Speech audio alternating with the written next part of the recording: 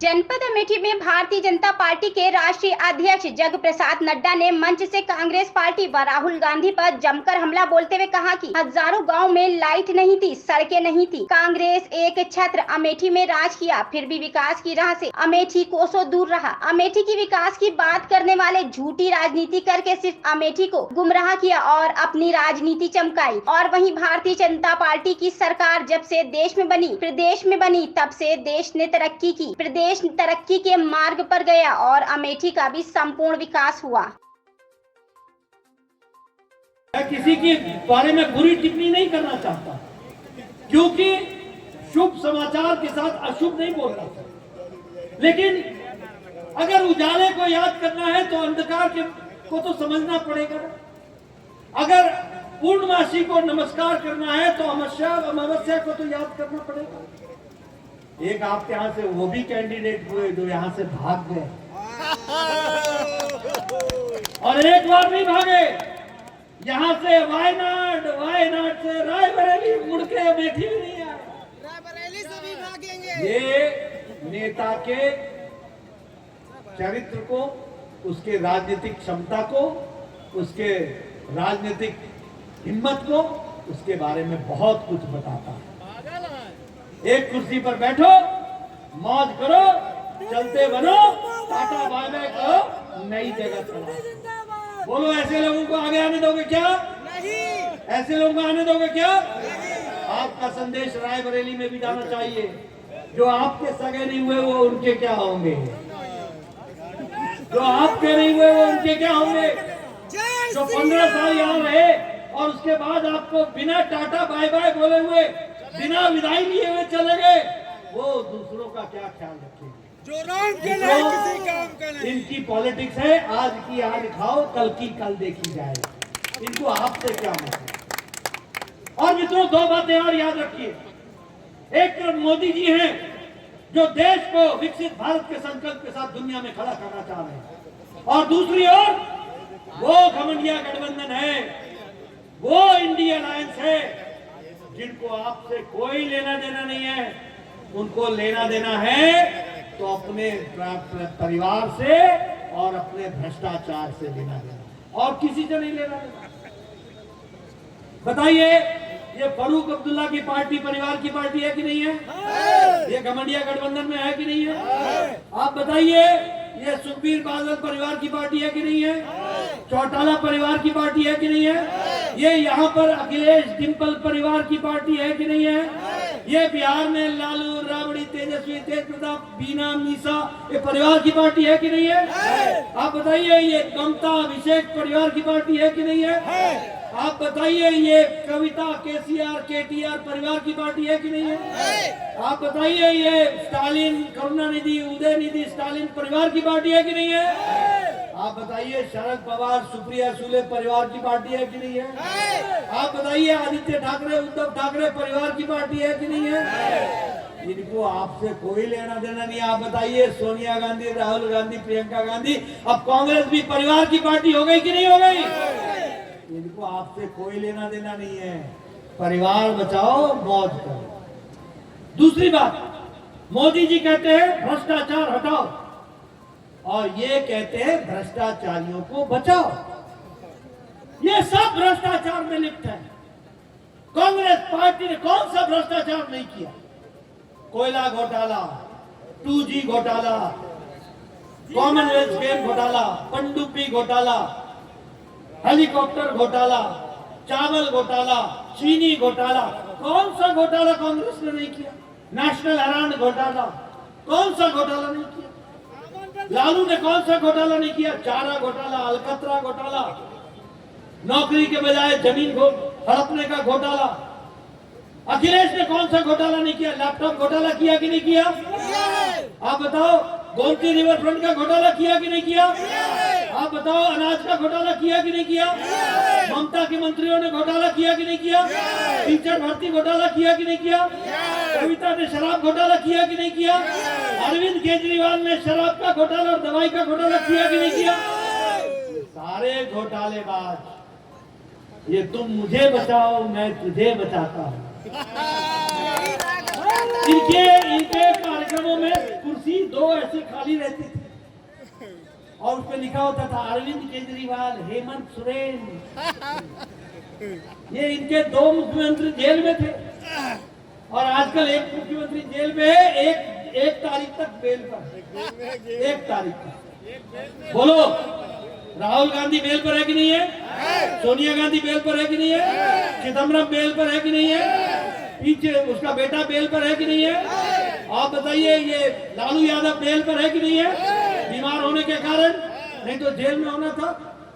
ये सब लोग, आप बताइए, ये अरविंद केजरीवाल बेल पर है कि नहीं है?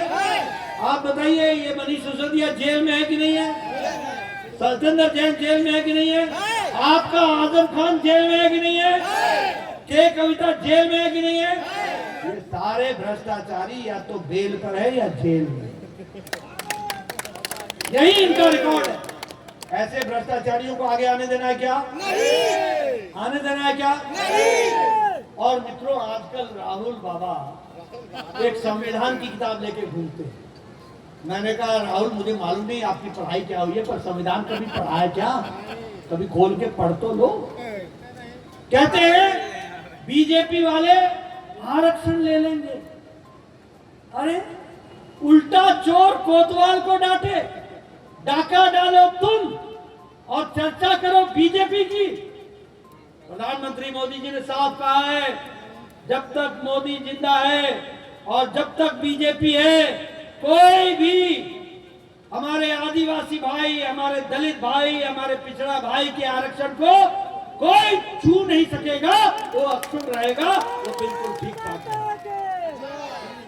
लेकिन राहुल गांधी, मैं पूछना चाहता हूं कि आपने आंध्र प्रदेश में दलितों के आरक्षण पर 4 बार डाका डाला कि नहीं डाला?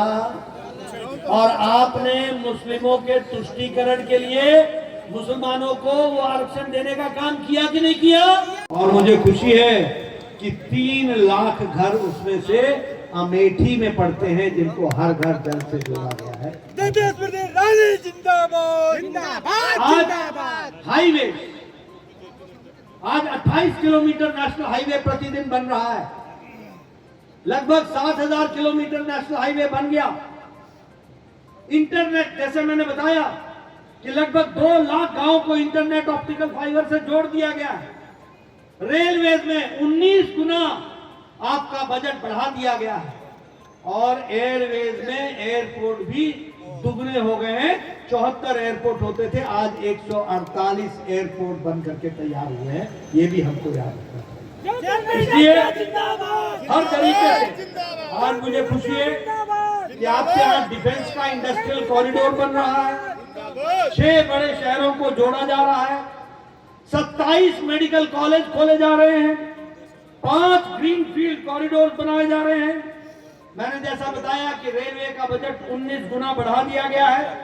7 वंदे भारत ट्रेनें चलने का काम चल रहा है। और आज मेरा भी मन उत्साह से भर जाता है जब मैं अमेठी की बदलती तस्वीर देखता हूँ। 10 साल पहले यहाँ अमेठी पे पता नहीं चलता था कि सड़क में गड्ढा है क्या गड्ढे में सड़क है। आज पक्की सड़कें गांव-गांव तक उसका जाल फैल रहा है। ये प्रधानमंत्री मोदी जी की देन है और स्मृति ईरानी जी की मेहनत है, जिसके कारण से आज ये जिंदाबाद। मैं यहाँ ये भी आपको बताना चाहता हूँ कि विकास के दृष्टि से आज उत्तर प्रदेश में ही रीजनल रैपिड ट्रांसपोर्ट का जो कार्यक्रम चल रहा है वो भी पूरा किया जा रहा है। अपने प्रदेश में 5 मेट्रो स्टेशन और मेट्रो ट्रेन चल रही हैं, उसका भी विकास किया जा रहा है। और अगर मैं अमेठी की बात करूं तो मुझे खुशी है कि 11,000 मेट्रिक टन के फर्टिलाइजर के स्टोरेज के पिछले 5 साल में 5 गोडाउन बन करके तैयार हुए। 5 गोडाउन, ये है आज विकास की कहानी। उसी तरीके से कृषि विज्ञान केंद्र की स्थापना हुई, 6 कृषि कल्याण केंद्रों की स्थापना हुई और उसी तरीके से BR अम्बेडकर स्टेडियम का भी नवीनीकरण किया जा रहा है। इसको हमको ध्यान रखना है। मैं यहाँ ये भी आपको बताना चाहूंगा कि जामो में प्रधानमंत्री जी के कौशल केंद्र की कौशल केंद्र की स्थापना की जा रही है, 50 बेडेड हॉस्पिटल को बनाया जा रहा है। और सबसे बड़ी बात यह है, आपने कभी सोचा नहीं होगा, अब तिलोई में भी नया मेडिकल कॉलेज आपको दिया गया है। ये भी आप विकास कर सकते हैं। मित्रों, आज गांव की तस्वीर में महिलाओं का सशक्तिकरण, युवाओं को ताकत मिली और इसके साथ साथ इस सारे इलाके में नए विकास के साथ चलने का काम है। मैं यहाँ एक बात आपको जरूर बताना चाहता हूँ कि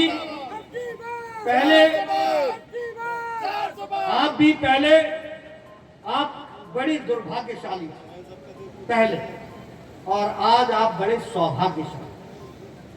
दुर्भाग्यशाली कैसे थे? आपके कैंडिडेट यहाँ आते थे, जवाहरलाल नेहरू को याद करते थे, इंदिरा गांधी जी का नाम लेते थे, चुनाव में वोट बटोरते थे, दिल्ली में एयर कंडीशन में जाके बैठ जाते थे, और यहाँ के अमेठी के लोगों का हाल अमेठी के लोगों के हाल पर छोड़ जाते। क्या ये सच्चाई नहीं है? मैं बताओ, क्या ये सच्चाई नहीं है? यही तस्वीर थी कि नहीं थी? बारंबार यही थी कि नहीं थी? आपने एक बार नहीं अनेकों बार गांधी परिवार को चुनाव जिताया और हमेशा अंधकार में रहे। हजारों गांव में बिजली नहीं थी, हजारों गांव में सड़कें नहीं थी। इन राजनेताओं को, इन आकाओं को शर्म नहीं आती थी? सालों साल राज किया, दशकों तक राज किया, देश की कुर्सी पर बैठे रहे और अमेठी अंधेरे में रहा। आज मोदी जी के नेतृत्व में और स्मृति ईरानी जी के अथक प्रयास के कारण अमेठी आज अग्रगणी में पोजीशन में आकर के खड़ा हुआ है। बदलता अमेठी है, इसको आप समझिए, और इसको आपने आगे बढ़ाना है, इसको आपने आगे ले जाना है। बोलिए, आप इसको ले जाएंगे ना? और आप भाग्यशाली कैसे हैं कि आपके यहाँ एक नेत्री जिसने आपके साथ कंधे से कंधा मिलाकर, कदम से कदम मिलाकर अमेठी की तस्वीर और तकदीर बदलने में कोई कसर नहीं छोड़ी, उसका नाम है तो स्मृति ईरानी बहन। और इसलिए उनको आगे, और मैं बहनों से सुनना चाहता हूँ, बताइए, बहन को आशीर्वाद मिलेगा ना? मिलेगा ना? उन्होंने कोई कसर नहीं छोड़ी और राजनीति में, नहीं सिर्फ अमेठी में, नहीं सिर्फ उत्तर प्रदेश में, उन्होंने देश में भी अपनी छाप छोड़ी। और इसलिए ऐसी नेत्री को आगे लाना, बहन स्मृति ईरानी को, ये आपसे मैं आशा भी करता हूं और मैं विश्वास रखता हूं कि यहाँ पर आप अमेठी से श्रीमती स्मृति ईरानी जी को लेकर के आए।